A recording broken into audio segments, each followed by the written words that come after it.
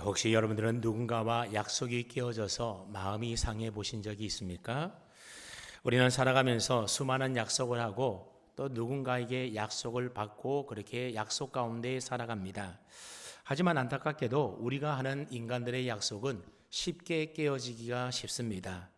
사람의 약속은 때로는 상황에 따라 변하기도 하고 능력의 한계에 부딪혀서 지키지 못할 때도 있고 때로는 우리의 마음이 변해서 지키지 못할 때도 있는 것 아닙니까?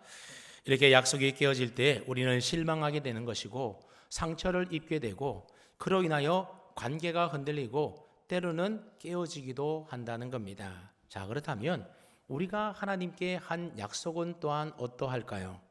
우리가 은혜 받고 나면 이제부터 하나님 앞에 신실한 믿음의 백성으로 믿음 안에 살아가겠습니다. 그렇게 하나님께 다짐을 하고 약속을 하지만 사실 그 약속을 지키지 못할 때가 많지 않습니까? 때로는 연약해서 넘어지기도 하고 믿음대로 살지 못하고 그래서 죄를 지을 때도 있습니다. 자, 그렇다면 우리가 하나님 앞에 약속을 지키지 못했을 때에 하나님께서도 우리에게 하신 그 약속들을 취소해버리거나 깨트려버리는 것일까요? 혹시 우리의 실패가 하나님의 계획마저도 실패로 만들어버리는 것은 아닐까요? 오늘 본문은 이 질문에 대한 명확한 대답을 우리에게 들려줍니다. 하나님은 우리 인생의 연약함과 우리의 실패에도 불구하고 우리의 어떠함과 관계없이 하나님은 그 하신 언약의 약속을 조금도 흔들림 없이 끝까지 지키시고 반드시 이루어 주시는 신실하신 하나님이라는 사실을 여러분 분명히 믿을 수 있기를 바랍니다. 그래서 오늘 말씀을 통해서 여러분들의 신앙과 삶이 나의 행위가 아닌 영원히 믿으신 하나님의 신실하신 그 약속 위에 굳게 세워지는 그런 은혜가 있기를 주님의 이름으로 축원합니다. 아멘. 우리가 지난 시간에는 야곱의 아내들의 출산 경쟁에 대해서 우리가 함께 살펴보았습니다. 야곱은 4명의 아내를 통하여 12명의 자녀를 낳지 않습니까? 나중에 베냐민 1명을 더 낳게 되어서 야곱의 이 12아들을 통하여 이스라엘 12지파가 만들어지게 됩니다. 그리고 이 12지파를 통하여 하나님께서는 원대한 하나님의 구원의 역사를 이루시고 성취하시고 완성해 가십니다. 그리고 예수님께서도 이 12지파 가운데 하나였던 유다지파를 통하여 이 세상에 오셔서 우리의 구세주가 되시지 않았습니까? 그런데 하나님께서 이처럼 귀하게 사용하실 이스라엘 12지파들의 조상들인 이 야고보의 아들들의 출생 과정을 보면 어떠했습니까? 그들의 출생이 귀하고 거룩하고 아름다우면 참 좋았을 텐데 그런 것과는 아예 거리가 멀었다고 하는 겁니다. 이 야곱의 12아들의 출생은 우리가 살펴본 것처럼 인간의 욕심과 경쟁과 미움과 시기심의 결과물이었다라고 하는 겁니다. 아이들이 태어나 보니 자기를 낳아준 어머니 외에도 다른 어머니가 이미 3명이나 더 있는 것 아닙니까? 나를 낳아준 어머니에 따라서 한 가정이 4패로 나뉘어져서 자녀들도 아마 어려서부터 서로 시기하며 경쟁 가운데 자라났을 것이 뻔합니다. 실제로 요셉의 형들을 보게 되면 요셉을 시기하고 미워하여 그를 죽이려 하다가 결국 애굽 상인에게 팔아 넘기지 않습니까? 우리가 볼 때는 이스라엘 12지파의 조상이라고 한다면 그 집안의 내력도 그렇고 그 인물들의 면면도 살펴보면 다 훌륭하고 뛰어나야 될 것처럼 생각이 되어집니다. 그런데 하나님은 온갖 인간 냄새 풍기며 욕심과 시기와 미움과 경쟁심으로 얼룩져 있었던 이 모난 야곱의 가정에서 태어난 이 12명의 아들들을 통해서 하나님의 나라와 하나님의 구원의 역사를 이루어 가시더라고 하는 겁니다. 어찌된 일인 것일까요? 그것은 바로 하나님께서 야곱에게 하신 약속 때문에 그렇습니다. 창세기 28장 14절 말씀해 보게 되면 하나님께서 베델에서 야곱에게 이렇게 약속하셨습니다. 내 자손이 땅의 티끌같이 되어 내가 서쪽과 동쪽과 북쪽과 남쪽으로 퍼져갈지며 땅의 모든 족속이 너와 내 자손으로 말미암아 복을 받으리라 그랬습니다. 한마디로 말하면 이 야곱의 자손들을 통하여 모든 민족이 복을 받는 축복의 통로로 귀하게 사용해 주겠다라는 겁니다. 그렇습니다. 하나님은 야곱과 그의 가정의 모습이 하나님 보시기에는 좀 부족하고 신실하지 못함에도 불구하고 하나님은 야곱에게 하셨던 이 약속의 언약들을 신실하게 이루어가고 계셨다라고 하는 겁니다. 여러분 오늘 본문도 마찬가지입니다. 오늘 본문에도 보면 하나님은 야곱의 그 어떠함과 상관없이 그 하신 약속의 언약들을 신실하게 이루어가고 있는 것을 볼 수가 있는데, 우리 먼저 오늘 본문 25절 말씀을 보십시오. 25절을 보시면 라헬이 요셉을 낳았을 때에 야곱이 라반에게 이르되 나를 보내어 내 고향 나의 땅으로 가게 하시되 그랬습니다. 야곱은 외삼촌에게 찾아가서 나를 보내어 내 고향 나의 땅으로 돌아가게 해달라고 요청을 합니다. 그런데 성경은 이때가 언제라고 이야기합니까? 라헬이 요셉을 낳을 때라고 말하고 있습니다. 그렇다면 라헬이 요셉을 낳을 때가 언제입니까? 아마 오늘 본문의 내용으로 볼 때에 이때 야곱이 라반에게 내 고향으로 돌아가도록 보내달라고 요청한 이때는 야곱이 바담 아람에 온 지 아마 14년이 되었던 때였던 것 같습니다. 다시 말하면 외삼촌 라반과 맺었던 14년의 모든 계약 기간이 다 끝난 때였다라고 하는 겁니다. 그러니 이제 야곱은 자유의 몸이지 않습니까? 애초에 야곱이 이곳 하란에 왔던 것은 이렇게 오래 머물기 위해서 왔던 것이 결코 아니었습니다. 형 에서의 분노를 피하여 잠시 도피해 왔던 것이고, 그리고 겸사겸사 이곳에서 자신의 신부감을 구하기 위하여 이곳에 와서 머물고 있었던 겁니다. 그리고 신부만 구하면 금방 돌아가려고 하지 않았습니까? 근데 첫눈에 라헬에게 반해 버렸습니다. 그리고 그 라헬을 얻기 위해서 간사한 외삼촌 라반의 속임수에 넘어가서 14년 동안이라고 하는 긴 세월을 속절없이 이곳 하란에서 머물며 지낼 수밖에 없었던 겁니다. 물론 그 사이에 야곱에게는 14명의 아내와 12명의 자식이 생겼습니다. 하지만 야곱이 내가 머물러 살 곳은 이곳 하란 땅이 아니라 가나안 땅이라고 하는 사실을 너무나도 잘 알고 있었던 겁니다. 그도 그렇게 창세기 28장 4절 말씀해 보게 되면 아버지 이삭이 바담 아람으로 떠나는 야곱을 향하여 뭐라고 축복하며 기도해 주었습니까? 아브라함에게 허락하신 복을 주시되 너와 함께 내 자손에게도 주사 하나님이 아브라함에게 주신 땅 곧 내가 거류하는 땅을 내가 차지하게 하시기를 원하노라, 그렇게 축복하며 기도해 주었습니다. 여기서 말하는 하나님이 아브라함에게 주신 땅이 어디겠습니까? 이곳 하란 땅이 아니라 바로 약속의 기업이 있는 가나안 땅을 말합니다. 그런데 야곱이 머물며 살아가야 될 땅은 어디입니까? 이곳 하란 땅이 아니라 바로 약속의 기업이 있는 가나안 땅입니다. 뿐만 아니라 하나님께서 베델에서 야곱에게 하신 약속이 무엇이었습니까? 창세기 28장 15절에 보면 내가 너와 함께 있어 내가 어디로 가든지 너를 지키며 너를 이끌어 이 땅으로 돌아오게 할지라 그랬습니다. 여기서 말하는 이 땅은 어디를 말합니까? 베델에 있는 가나안 땅으로 다시 돌아오게 해주겠다 약속해 주신 겁니다. 그러니 야곱이 머물며 살아야 할 곳은 이곳 하란 땅이 아니라 하나님이 기업으로 주신 약속의 땅 가나안 땅이었던 겁니다. 그렇게 야곱은 비록 아내를 얻기 위하여 14년 동안 어쩔 수 없이 하란 땅에 머물러 살았지만 그는 늘 마음속에 하나님이 약속하신 이 가나안 땅을 마음에 품고 그곳으로 돌아갈 날을 하루하루 사모하며 기다렸던 것 아니겠습니까? 여러분 마찬가지입니다. 오늘 저와 여러분들도 내가 돌아가게 될 우리의 본향집, 우리의 고향이 어딘지를 정확하게 인식하고 그것을 마음으로 품고 사모하며 살아가야 될 줄로 믿습니다. 비록 지금 우리의 육신의 몸은 이 세상에 머물러 살고 있다 하더라도 이곳이 우리가 영원히 머물러 살 곳이 결코 아니라는 겁니다. 성경은 우리 믿음의 성도들 향하여 우리의 시민권은 어디에 있다고요? 하늘에 있는지라 그랬습니다. 우리의 시민권은 어디에 있는가 하면 이 땅에 있는 것이 아니라 하늘나라 천국에 우리의 시민권이 있다라는 겁니다. 그래서 우리가 즐겨 부르는 복음성가 가사 중에도 보면 이런 가사가 있습니다. 죄 많은 이 세상은 내 집 아니네, 나는 이 세상에 정들 수 없도다, 그런 가사의 내용이 있습니다. 여러분 지금 우리가 이 세상에 발붙이고 비록 살아가고 있다고 하지만 우리가 이곳에서 영원히 살 것이 결코 아니라고 하는 겁니다. 그러니 자꾸만 이 세상에 우리의 소망을 두고 이 세상에 여러분의 인생 전부를 걸고 살지 마시기를 바랍니다. 돌아가야 될 내 고향이 하늘나라 천국이라는 사실을 분명히 믿고 그 나라 가기를 사모하며 그 나라 위하여 여러분들이 늘 사모하며 살아가기를 축복합니다. 마찬가지로 아무튼 야곱은 돌아갈 가나안 땅을 늘 마음에 품고 있으면서 하루하루 라반과 맺었던 이 약정 기간이 끝나기를 얼마나 손꼽아 기다려 왔는지 모릅니다. 그리고 마침내 간절히 기다리던 그 모든 계약 기간이 끝이 났습니다.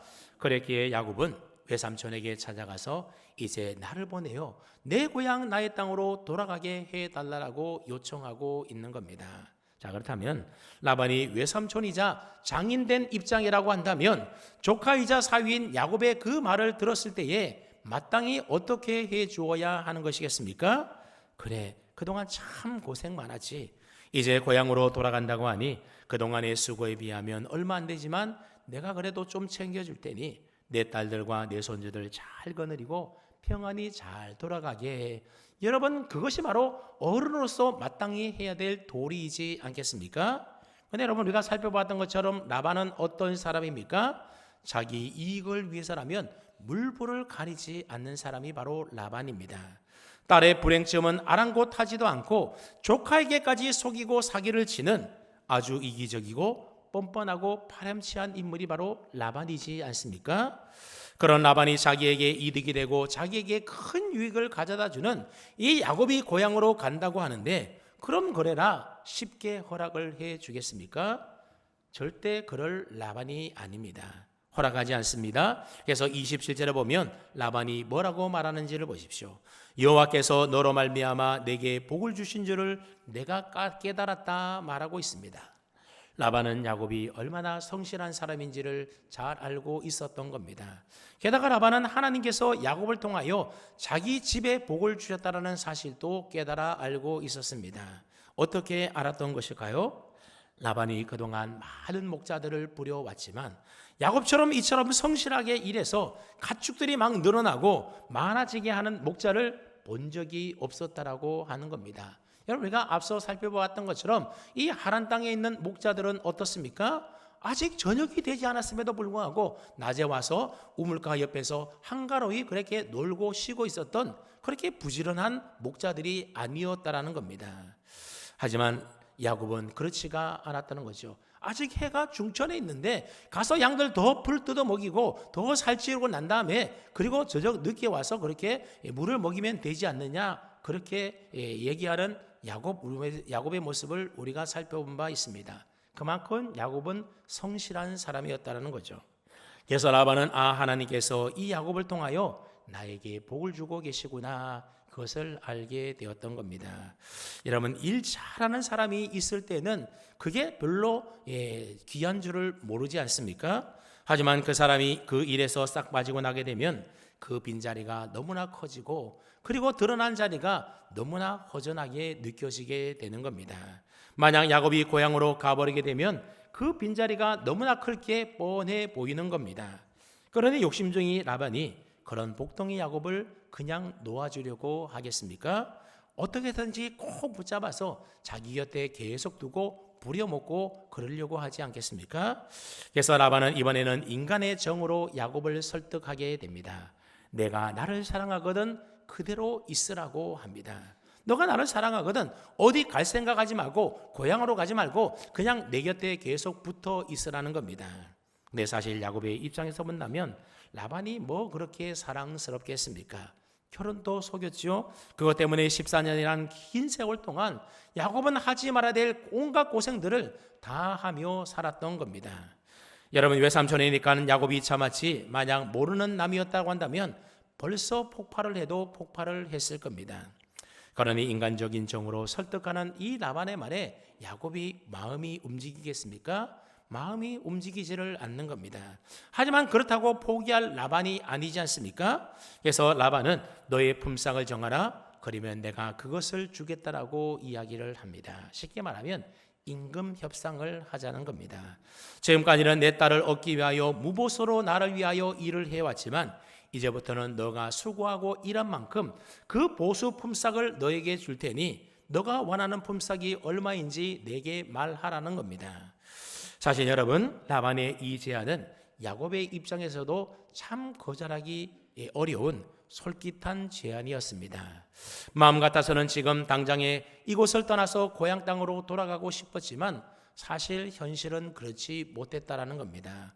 여러분, 지금 야곱의 처지가 어떠합니까? 당시 야곱에게는 4명의 아내와 12명의 자식이 딸려 있었습니다. 야곱 한 사람만 쳐다보며 살아가는 식솔들이 자그마치 16명이나 딸려 있었던 겁니다. 근데 야곱은 14년 동안 죽으라고 일했음에도 불구하고 아무것도 가진 자기의 소유가 없는 그야말로 무일푼 빈털터리이지 않았습니까? 그러니 빈털터리 신세로 어떻게 고향 땅으로 돌아갈 수가 있겠습니까? 대가족이 끌고 고향으로 돌아가는 일도 참 쉬운 일이 아니었을 겁니다. 먼 여행길을 가려면 최소한 낙타 몇 필과 나귀들과 그리고 먹고 자는 데 필요한 경비가 필요한데 야곱은 사실 아무것도 없었던 겁니다. 또 만약에 어떻게 해서라도 가나안 땅에 간다 하더라도 여러분, 빈손으로 고향 땅에 가면 누가 반갑게 맞겠습니까? 물론 아버지 어머니가 반갑게 맞아줄 수가 있겠지만 그것도 하루 이틀이지 17명의 식구가 계속해서 그곳에 머물러 산다라면 하루아침에 천덕꾸러기가 되어서 눈칫밥 먹으며 살아야 되는 것 아니겠습니까? 그러니 한 지방의 가장으로서 야곱은 그런 무책임한 짓을 할 수가 없었던 것입니다. 지금 야곱이 가장 시급하게 해결될 문제는 무엇입니까? 고향 땅으로 돌아가는 것보다도 그 전에 어떻게 해서든지 자기 소유의 재산을 모으고 불리고 늘리는 일이 시급했던 겁니다. 그래서 눈치 빨랐던 야곱은 이런 야곱의 상황과 심리를 기가 막히게 잘 알고 있었습니다. 그래서 재빨리 뭐라고 말하냐면 내 품삯을 정하면 내가 그것을 주겠다, 그렇게 제안을 하는 겁니다. 그자 야곱은 그 라반의 제안에 응하게 되었습니다. 먼저 야곱은 품삯을 제안하기 전에 자기가 그동안 라반을 위하여 얼마나 열심히 수고하며 일했는지, 그리고 그로 인하여 자신이 온 이후로 라반의 집 재산이 얼마나 많이 늘어나게 되었는지 마치 공치사 하듯이 이야기를 합니다. 이렇게 야곱이 자기의 공을 늘어놓은 이유가 무엇이겠습니까? 이 라반과의 임금 협상 과정에서 좀 더 유리한 고지를 선점하겠다라고 하는 일종의 전략과 같은 것이었습니다. 외삼촌, 내가 이만큼 능력 있는 사람입니다. 나 때문에 외삼촌이 이렇게 부자가 된 것 아닙니까? 그러니 나 놓치면 손해를 보는 겁니다. 이렇게 딱 먼저 선점해놓고 계약 조건을 하자고 하는 겁니다. 자, 만약 라반이 우선권을 가지고 계약을 하게 되면 어떻겠습니까? 또 야곱을 어떻게 속일지, 또 무슨 사기를 칠지 사실 모르는 것 아닙니까? 그러니 이번에는 야곱이 우선권을 가지고 임금 계약을 해야겠다라고 야곱이 단단히 마음을 먹었던 것 같습니다. 그러니 사실 야곱도 보면 굉장히 만만치가 않은 사람입니다. 그래서 라반이 뭐라고 말합니까? 그럼 내가 무엇으로 내게 주랴 그럽니다. 너가 원하는 임금이 얼마인지 들어보고 합당하면 그대로 주겠다라고 하는 겁니다. 근데 고대 문헌에 보면 당시 목자들의 일반 임금이 얼마였는가 하면 주인의 양떼의 최저 10%, 많으면 최고로 20%까지 주었다고 합니다. 양 10마리를 치게 되면 최소한 1마리나 최대한 2마리를 1년치 임금으로 받았다라는 겁니다. 그러니 라반은 당시 관례에 따라서 10%의 품삯으로 너에게 줄까, 아니면 많이 쳐서 20%의 품삯으로 너에게 줄까, 그렇게 묻고 있는 것입니다. 자, 그러자 야곱이 뭐라고 하는지를 보십시오. 31절을 보시게 되면 외삼촌께서 내게 아무것도 주시지 않아도 나를 위하여 이 일을 행하시면 내가 다시 외삼촌의 양떼를 먹이고 지키리이다 그랬습니다. 여러분, 보통 사람 같으면 그동안 나로 인하여 큰 부자가 되었으니 20%의 임금을 나에게 주십시오, 그렇게 말하지 않겠습니까? 근데 뜻밖에도 야곱은 10%, 20% 그런 정해진 임금이 아니라 그런 것들은 하나도 주지 않아도 된다라고 합니다. 다만 내가 제시하는 조건 그 하나만 약조해 주신다라고 한다면 다시 외삼촌의 양떼를 열심히 먹이고 돌보겠다라고 하는 겁니다. 자, 그렇다면 야곱이 자신의 품삯으로 한 가지 조건을 제시하고 있는데 어떤 조건을 제시합니까? 우리 한번 32절 말씀을 함께 읽어봅니다. 32절입니다. 시작.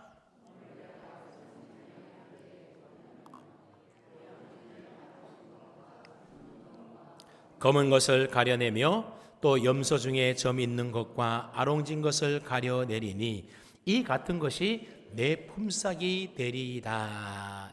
여러분, 이게 무슨 말이겠습니까? 지금 있는 양들 말고 앞으로 태어날 양들 가운데에 얼룩덜룩한 무늬가 있는 아롱진 것과 점 있는 것과 또 검은 것이 있다면 그 양을 내 품삯으로 달라라고 하는 겁니다. 또 염소 중에는 점 있는 것과 아롱진 것을 내 품삯으로 달라라고 합니다. 그런데 여러분, 양은 주로 어떤 색입니까? 대부분 흰색이 양입니다. 혹시 얼룩덜룩한 양이라든지 혹은 점 있는 양이라든지 검은 양을 보신 적이 있습니까? 아마 별로 없을 겁니다. 우리 머릿속에 양하면 흰 양, 이게 보통 양이라고 하는 겁니다. 그런데 야곱은 뭘 달라라고 합니까? 얼룩덜룩하고 점이 있고 아롱진 그런 양이나 염소를 달라라고 하는 겁니다. 그런데 그런 양들은 열성인자를 가지고 있는 변종이기 때문에 태어날 확률이 매우 희박하다라고 하는 겁니다. 염소 또한 흰 염소나 흑 염소는 있어도 점박이에 얼룩덜룩한 그런 염소는 아주 드물다라고 하는 겁니다. 그런데 야곱은 1년에 일정하게 정해진 품삯을 받기보다는 뭘 달라라고 합니까? 그런 양이나 그런 염소가 태어나면 그 모든 양이나 염소들은 자기 품삯으로 달라라고 요청하고 있습니다. 그런데 여러분, 라반이 생각할 때 이 야곱의 계약 조건이라고 하는 것은 자신에게 유리한 조건입니까? 불리한 조건입니까? 이보다 더 좋을 수 없는 매우 유리한 조건이었다는 겁니다. 그래서 라반은 야곱의 이 제안을 듣고 옳거니 이게 웬 떡이냐, 내가 내 말대로 하리라 얼른 승낙하게 되는 겁니다. 그렇게 해서 라반과 야곱 사이에 노동계약이 성립되었습니다. 그런데 이 계약이 성립되자마자 이 외삼촌 라반이 하는 일을 가만히 보십시오. 어떻게 하고 있습니까? 35절과 36절 말씀을 보시면 그날 곧바로 라반은 아롱진 것, 점 있는 것, 검은 것들을 다 골라내가지고 누구에게 맡깁니까? 자기 아들들에게 보내어서 맡깁니다. 그것도 모자라서 격리된 양들을 어디로 보내는가 하면 야곱으로부터 사흘길 떨어진, 오늘날로 치면 약 100km 떨어진 곳에 아주 먼 곳으로 보내게 됩니다. 그러니 야곱이 치는 양들은 전부 다 흰 양뿐이었고 염소도 흰색 염소와 검은색 염소밖에 없었다는 겁니다.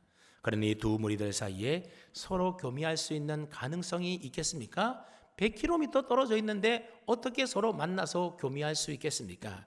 근데 사실 막 섞어 놓는다 하더라도 점이 있고 얼룩얼룩한 그런 양이나 염소는 태어날 확률이 아주 희박한 겁니다. 그런데도 라반은 아예 그럴 가능성조차 원천 봉쇄하고 있었던 겁니다. 그래서 라반은 계약을 맺자마자 이런 일을 하였던 것입니다. 쉽게 말하면 야곱의 몫으로 한 마리 양도 염소도 주지 않겠다라고 하는 것이죠. 그러니 라반이 얼마나 욕심과 탐욕이 많은 사람입니까? 근데 여러분, 야곱도 만만치 않은 사람이지 않습니까? 라반이 상상하지도 못하는 방식을 동원하게 되는데 그게 무엇이었습니까? 37절과 38절 말씀을 보시면 야곱은 버드나무와 살구나무와 신풍나무의 푸른 가지 껍질을 부분 벗겨내게 됩니다. 부분 벗겨내게 되면 껍질의 푸른색과 껍질의 속살인 흰색이 어우러져서 얼룩얼룩한 모양이 무늬가 된다라는 거죠. 그래서 야곱은 껍질을 벗긴 얼룩얼룩해진 가지를 양떼가 물을 먹는 개천의 물구유 앞에 세워놓게 되고, 그래서 양들과 염소로 하여금 그 얼룩얼룩한 무늬를 가진 가지를 보도록 만들었습니다. 그랬더니 양들이 그 무늬를 보고 교미를 하여 새끼를 낳았는데 보니까 어떤 무늬의 새끼들이 태어났습니까? 얼룩얼룩하고 점이 있고 아롱진 새끼를 낳더라고 하는 겁니다. 분명히 하얀색 흰색 양들끼리 교미를 했는데도 불구하고 태어난 새끼를 보니 어떻다라는 겁니까? 점이 있고 아롱지고 얼룩덜룩한 그런 새끼들이라는 거죠. 그때부터 야곱은 점 있고 아롱진 자기 새끼들을 분리시키기 시작합니다.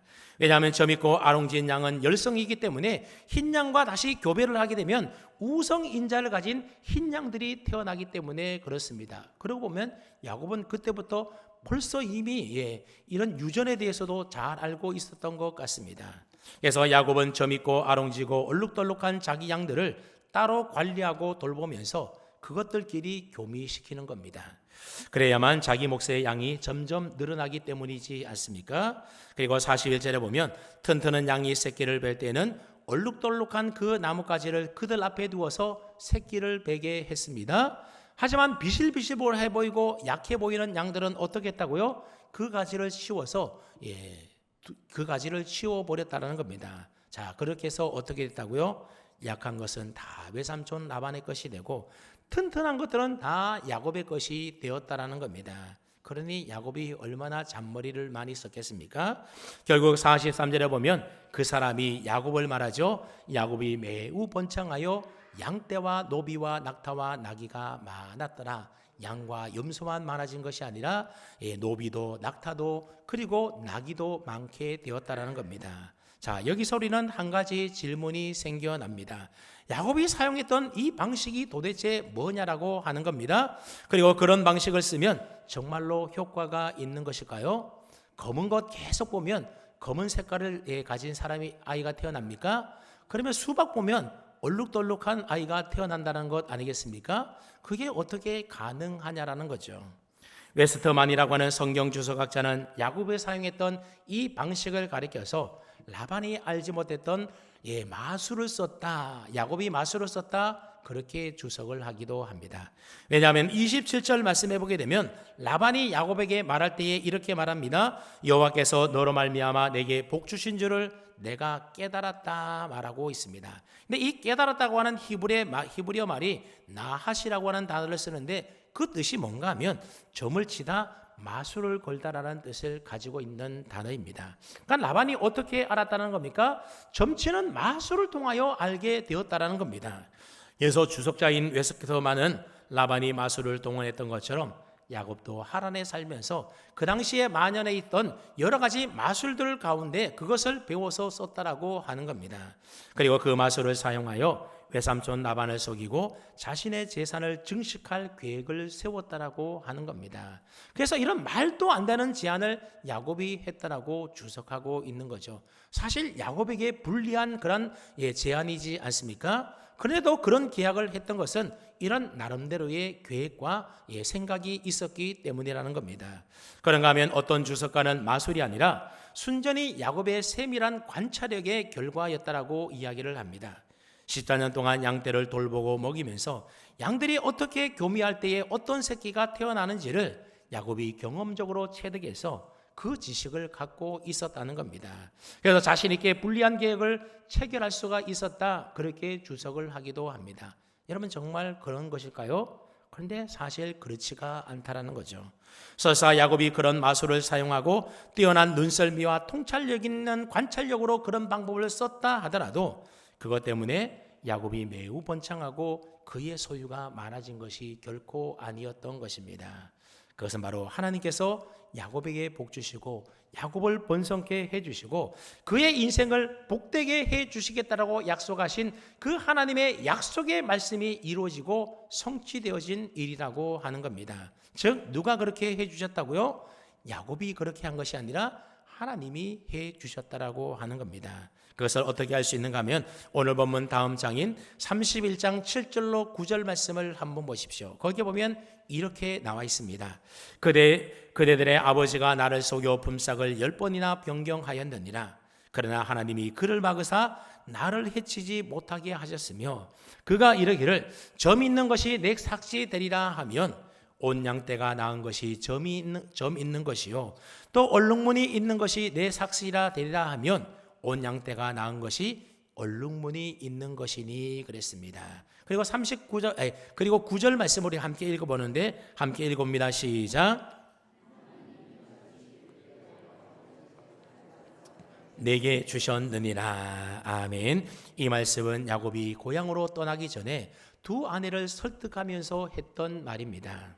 근데 뭐라고 말하는가 하면 그대의 아버지 즉 라반이죠. 나와 체결한 계약 조건을 몇 번이나 변경했다고요?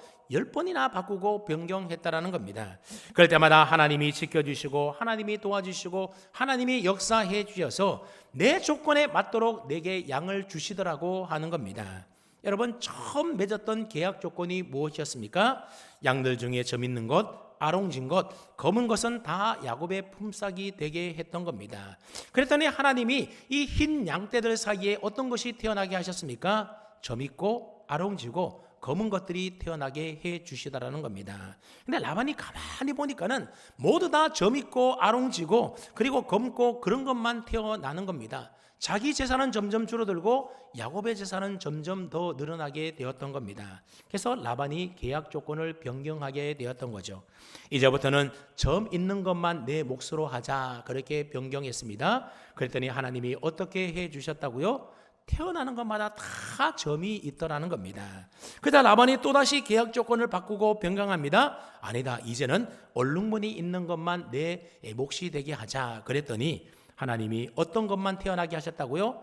태어나는 것 보니 다 얼룩무늬만 태어나더라고 하는 겁니다. 자, 그러니 라반이 또다시 변경하지 않았겠습니까? 오늘 본문에는 나오지 않지만 이제부터는 검은 것만 내 몫이 되게 하자. 그랬더니 태어난 걸 봤더니 어떤 것이라고요? 하나님이 다 검은 것만 태어나게 해 주시더라는 겁니다.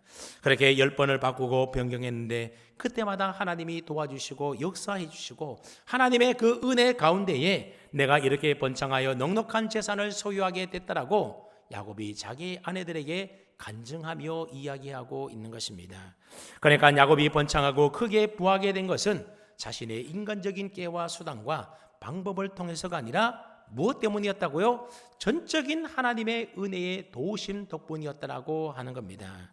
그러니 야곱은 먹고 사는 문제와 자신의 가족의 생계를 책임지는 이 현실의 문제 앞에서 교활한 라반의 방해에도 불구하고 하나님의 도우심과 은혜의 역사를 경험하며 살게 되었던 겁니다. 물론 야곱도 자기 나름대로의 인간적인 계획과 머리와 술수를 썼습니다. 그게 마술적인 방법이었든지 아니면 그동안 축적해왔던 인생의 지혜와 경험이든지 아니면 어떻게 해서든지 라반의 소유를 더 많이 빼앗아오기 위하여 온갖 머리를 쓰고 온갖 모략들을 다 동원하지 않습니까? 하지만 하나님은 그것과는 상관없이 야곱에게 은혜와 복을 베풀어 주셨다라는 겁니다. 왜 그렇겠습니까? 하나님은 그 약속하신 말씀을 하나님은 그대로 이루어 주시고 성취해 주시는 분이기 때문에 그렇습니다. 그것을 보았던 야곱은 하나님이 지켜주시고 하나님이 도와주시고 하나님이 길을 열어주시고 하나님이 우리의 인생을 채워주지 않으면 우리가 아무리 이처럼 애를 쓰고 인간적인 방법과 술수를 쓰고 온갖 머리를 다 동원한다 하더라도 그 인생이 복된 인생이 될 수 없다라는 것을 이처럼 절실하게 느끼고 깨달아 알게 되었던 겁니다. 하나님은 그런 야곱을 향하여 뭐라고 말씀합니까? 야곱아, 내가 베델에서 너에게 뭐라고 약속했니? 내가 내게 허락한 것을 다 이루기까지 너를 떠나지 않고 너의 인생 내가 책임져 준다라고 약속하지 않았니? 너가 라반처럼 그렇게 살지 않아도 내가 약속한 이 약속 너에게 다 이루어주고 너의 인생 내가 책임져 줄게. 그렇습니다. 하나님은 야곱의 모습이 어떠하든지 그가 어떻게 행동했든지 그것과는 상관이 없이 그 약속하신 언약대로 야곱의 인생을 책임져 주시는, 그래서 그가 고향 땅으로 다시 돌아갈 수 있도록 그를 번창케 해 주셨다라고 하는 겁니다.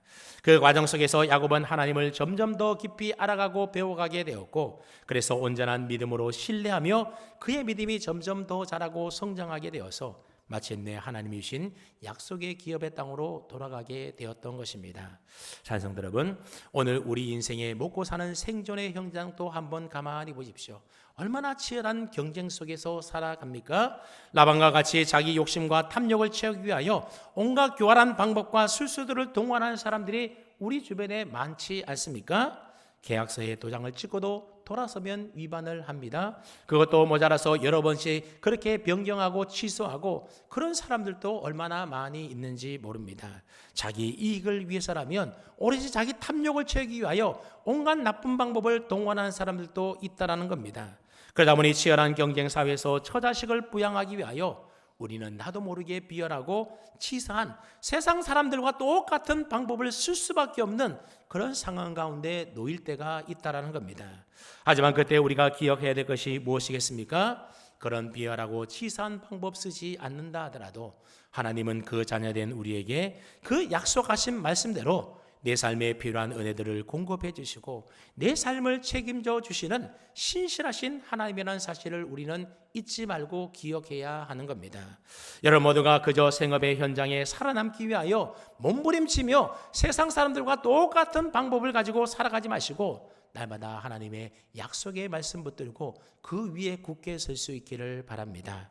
그래서 내 삶에 은혜 베풀어 주시고 내 삶을 책임져 주시는 하나님의 은혜 손길을 날마다 바라보고 누리며 느끼며 경험하며 살게 되기를 바랍니다. 그래야 우리의 믿음이 더 자라고 성장하고 온전한 믿음의 사람으로 세워지는 것 아니겠습니까? 그래서 여러분의 번창과 여러분의 소유가 라반보다 더 비열하고 치사한 인간적인 술수의 결과로 얻어진 그런 열매가 되지 않기를 바랍니다.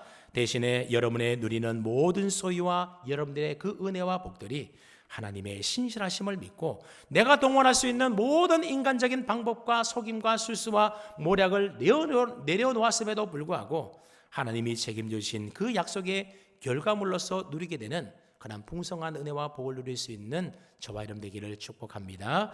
그러므로 여러분 모두가 신실하신 하나님, 그 하나님을 굳게 믿으십시오. 신실하신 하나님의 약속 위에 살아가기를 바랍니다.